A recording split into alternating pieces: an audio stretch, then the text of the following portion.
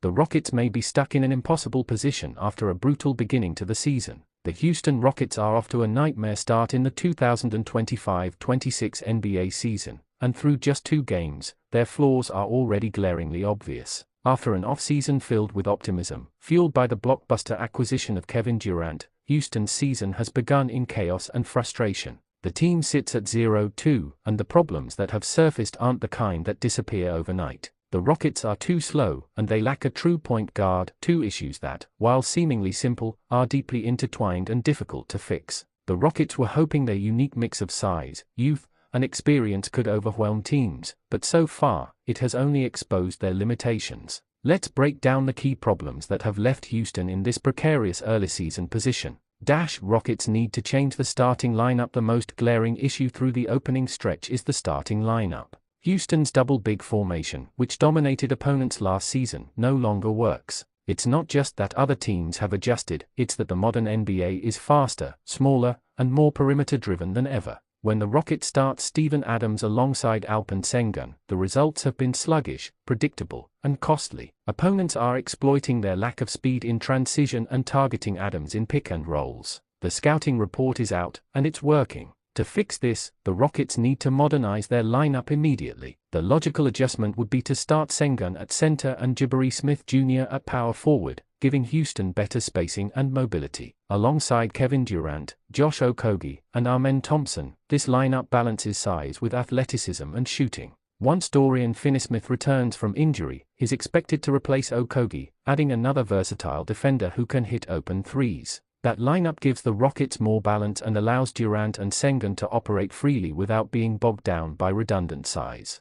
However, even that comes with new challenges. The improved spacing will help their offense, but it won't fix the team's ball handling or creation issues, which brings us to their second, and far more complex, problem. The Rockets' lack of a true point guard is becoming a crisis. Through 2 games, it's become painfully clear Amen Thompson is not yet ready to run the point full-time. Thompson is an athletic marvel, long, explosive, and defensively elite, but his jump shot remains unreliable, and that limitation makes it hard for him to control tempo or create efficiently in the half-court. Against the Pistons, he finished with just 1 assist, struggling to orchestrate plays against set defenses. It's not for lack of vision, Amen can read the floor. The issue is that defenders simply don't respect his perimeter shot, allowing them to sag off and clog driving lanes. On top of that, he's being asked to do too much, facilitating the offense while serving as the team's top perimeter defender. That's a workload few players, especially a 21-year-old, can handle effectively. By contrast, Alperen Sengun has been the team's best playmaker so far. Averaging 7.0 assists per game, the Turkish big man has shown tremendous court vision, often initiating plays from the elbows or top of the key.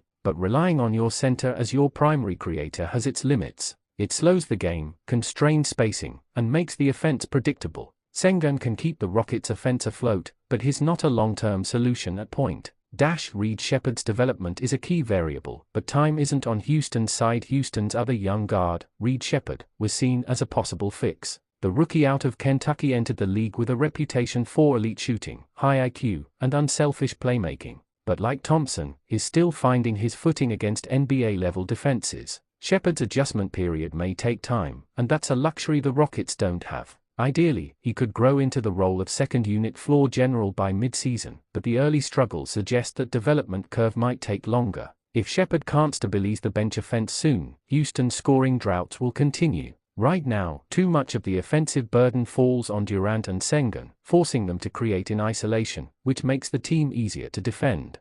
Durant's frustration is building. When Kevin Durant was traded to the Rockets this offseason in a headline-making deal, expectations skyrocketed. Pairing him with a promising young core was supposed to lift Houston back into playoff contention. Instead, the early returns have been rocky. Durant's scoring remains elite, but he's clearly frustrated with the offensive stagnation. Without a true point guard to set him up, Durant has had to handle the ball more often, leading to turnovers and fatigue. His chemistry with Sengun is promising, but the rest of the roster still looks uncertain around them. The lack of pace also neutralizes Durant's strengths. In Phoenix, he thrived in up-tempo, free-flowing offenses. In Houston's current system, possessions drag, and defensive lapses quickly snowball into runs by opponents. Durant isn't one to panic early in the season, but the clock is ticking. He came to Houston to win, not to rebuild.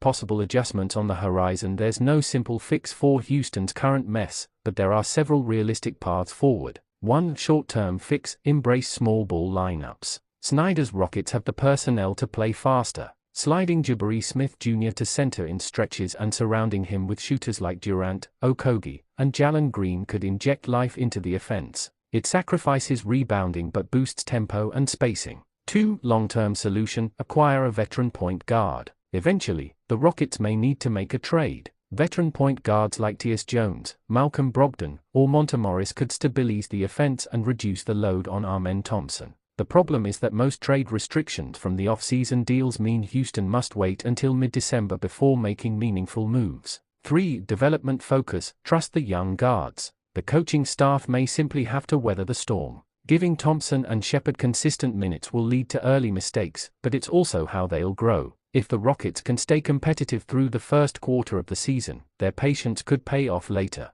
An early warning sign: starting 0-2 isn't catastrophic, but the underlying trends are. The Rockets look disjointed, slow, and uncertain on both ends. The Durant experiment was designed to elevate them into playoff contention, not to expose foundational flaws. It's still early, and talent isn't the issue, fit is. Houston has pieces that individually make sense, but together, the puzzle doesn't quite click. Without a true playmaker to organize the offense, even the presence of one of the greatest scorers in NBA history can't mask the dysfunction. The season is young, but the Rockets' problems are already clear. Until they find a balance between pace, size, and control, they'll continue to look like a team trapped in basketball limbo, too talented to tank, but too flawed to contend. As it stands now, the Rockets may have no choice but to endure the growing pains, hope their young guards develop quickly, and trust that by mid-season, reinforcements or adjustments can set them back on course. For now, though, the reality is harsh. Houston has the talent, but not the formula, and until they solve that equation, the promise of this new era will remain out of reach.